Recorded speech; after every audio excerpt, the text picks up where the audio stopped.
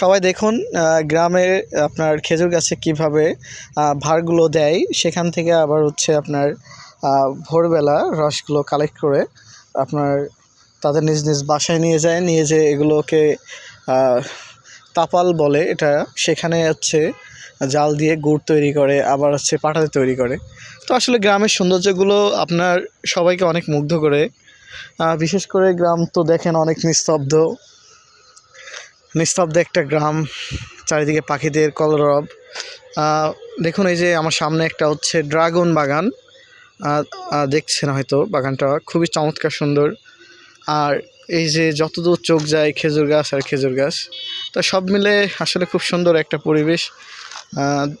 মানে আপনারা না আসলে বুঝতে পারবেন না গ্রামের পরিবেশ কত সুন্দর।